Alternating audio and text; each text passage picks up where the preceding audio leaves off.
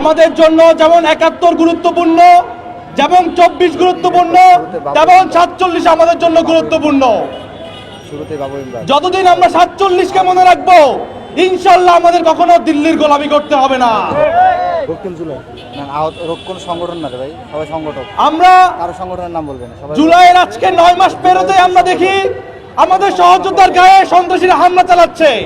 এতে আমরা অবাক হইনি, কারণ খুনিরা যদি জেলে না থাকে, রাস্তায় থাকে, তারা যদি রাস্তায় বসে চা সিগারেট খায়, তারা আমাদের গায়ে তো হামলাই করবে, তারা তো আমাদেরকে এসে আদর করবে না।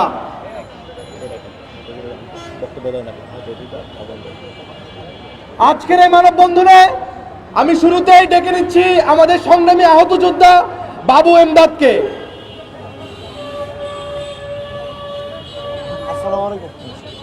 আসসালামু আলাইকুম রহমতুল্লাহ। সংগ্রামী সহযোদ্ধা, আমরা ইতোমধ্যে অবগত হয়েছি আমরা কেন এখানে একত্রিত হয়েছি। এখানে আমরা ব্যক্তি নয়, আমরা একটা গোষ্ঠী, আমরা জনতা, আমরা দেশ এখানে একত্রিত হয়েছি একটি মাত্র দাবিতে, একটি মাত্র অধিকার আদায়ের জন্য। সেটি কি?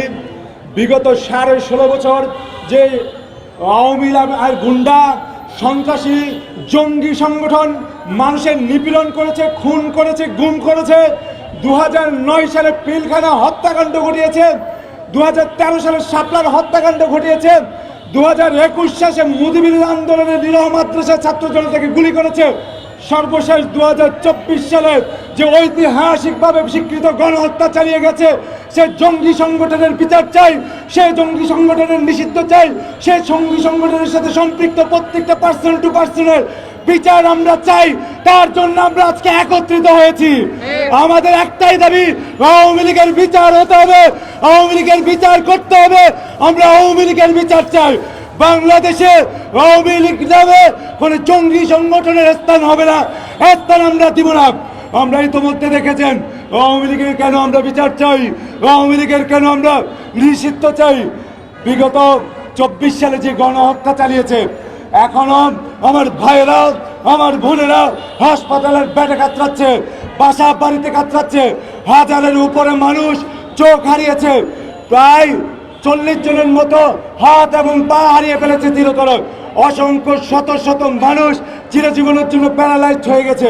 আমরা দেখেছি যাত্রাবাড়িতে কিভাবে গণহত্যা চলেছে, কিভাবে সাভারের মধ্যে গণহত্যা চালিয়ে জীবন্ত মানুষকে পুড়িয়ে ফেলা হয়েছে।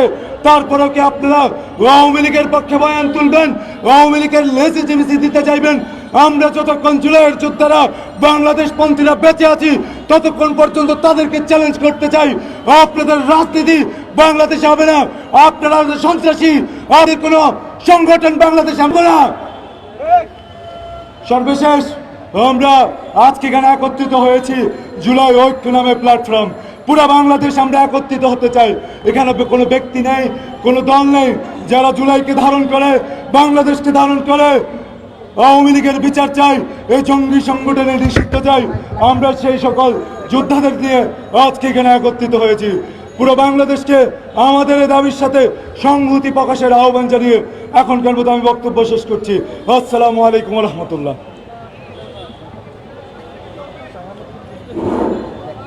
এই পর্যায়ে বক্তব্য দেওয়ার জন্য আমি অনুরোধ জানাচ্ছি স্টুডেন্ট অ্যালায়েন্স ফর ডেমোক্রেসি থেকে নুসাইব রহমানকে।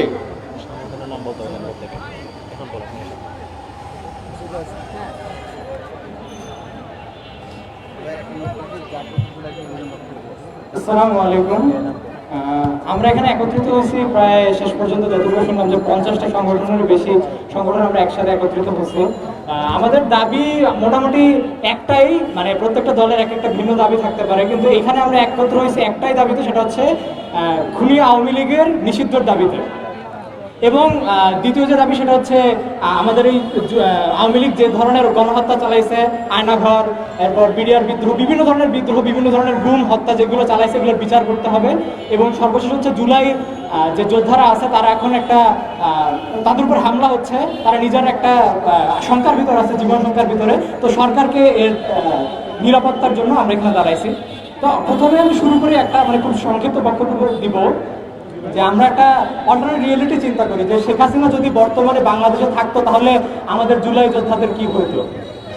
প্রথমে কি হইতো, যারা সম্মুখ সারির যোদ্ধা ছিল তাদের কি করতো, মামলা দিত, পুলিশ হত্যার একটা আমরা মামলা দেখতাম অনেকগুলা, এরপর আমরা ভ্যান্ডালিজমের মামলা দেখতাম, প্রত্যেককে জেলে ভরে দিত।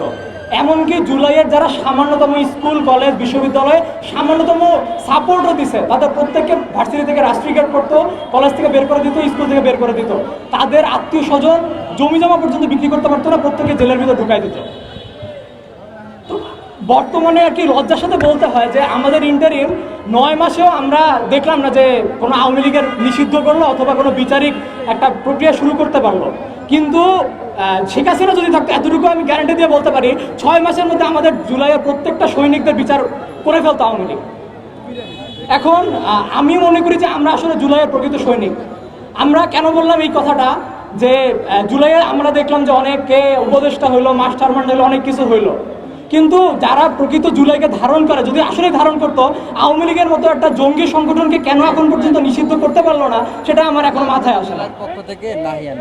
এখন বাংলার মানুষের একটাই ক্ষুধা, সেটা হচ্ছে ন্যায্য বিচারের ক্ষুধা। এখানে কোনো টাকার ক্ষুধা নাই, খাবারের ক্ষুধা নাই, ভাতের ক্ষুধা নাই, আমরা একটাই চাই, এটা হচ্ছে বিচারের ক্ষুধা। আয়না ঘরে যারা গেছে তারা বিচার চায়, যারা বিভিন্নভাবে নির্যাতন হয়েছে, গুম হয়েছে, বিভিন্নভাবে তারা নির্যাতিত হয়েছে, তারা এখন বিচার চায়। আমার কাছে অনেকে অনেক কথা বলে যে জুলাই ইজ ডেড, অনেক দেরি হয়ে গেছে, জুলাই ঐক্যের আরও আগে অনেক কিছু গঠন করা উচিত ছিল, যে আওয়ামী লীগ নিষিদ্ধ এখন অনেক কষ্ট হয়ে যাবে।